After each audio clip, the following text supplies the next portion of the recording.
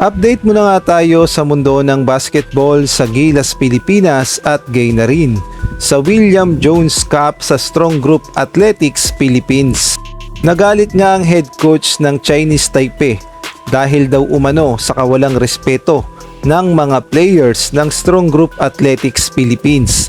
At kahit nga ang sahig ay tila ba'y sinisisi pa nila sa kanilang pagkatalo. Samantalang ang Gilas Pilipinas naman ay nagsimula na ang kanilang second training paghahanda sa FIBA Asia Cup. Ngunit bago nga tayo magpatuloy, pakipindot naman ang like, subscribe at ang notification bell para updated ka sa susunod kong i-upload. At pakipollow na rin ang aking Facebook page na Pinoy Viral Sports Official. Maraming salamat. Nagsimula na nga muli ang practice ng Gilas Pilipinas na naka-schedule every Monday. At dito nga makikita natin na pinag-aaralang mabuti ng Gilas Pilipinas ang mga tira sa labas, partikular na sa 3 points dahil dito nga sila talaga namang nahihirapan at kailangan talagang i-practice ito ng Gilas Pilipinas dahil malaking tulong na magkaroon ng 3 points o tira sa labas ang mga players ng Gilas Pilipinas. At kahit nga itong si Justin Brownlee ay 3 points din ang pinag-aaralan na talaga namang seryoso at nakapokus itong si Justin Brownlee. Kung atin nga makikita ay siya na lang mag-isa ang nagpa-practice, ngunit tuloy pa rin si Noy P. At tila ba'y walang kapaguran at talaga namang gusto talagang tulungan ang Gilas Pilipinas na mapaganda ang kampanya sa FIBA Asia Cup.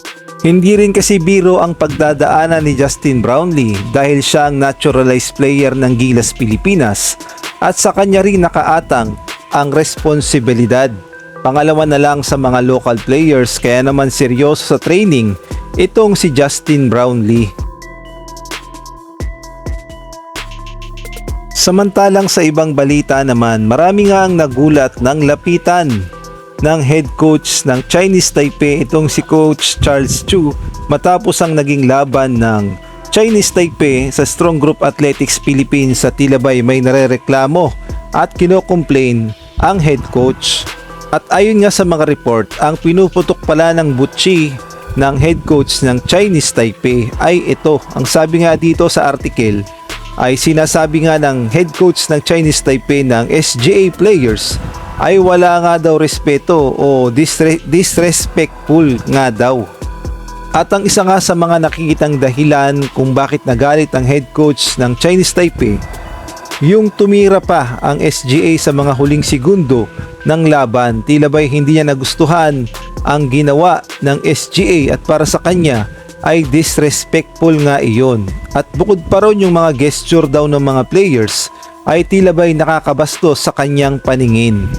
At ayon pa nga sa mga report, pati nga itong flooring ay sinisisi dahil daw madulas ang nilagay na sticker kaya naman hindi nakapag-perform ng maayos ang kanilang mga players. Kahit nga sa social media ay yan din ang sinasabi ng mga Chinese fans na kasalanan talaga ng flooring at yung sticker na nilagay kaya naman hindi naging maayos ang laro ng Chinese Taipei players. Ngunit para sa akin lang na pananaw, sa tingin ko ay na-upset talaga itong head coach ng Chinese Taipei dahil para sa kanya ay malakas na ang nabuo niyang lineup at yun nga ang ilalaban niya sa FIBA Asia Cup at ganun-ganun na lamang tinambakan at tinalo ng SGA Philippines. Kaya naman siguro ay nainis siya at na-frustrate dahil mukhang hindi pa talaga solid at hindi pa handa sa FIBA Asia Cup ang kanyang binuong lineup.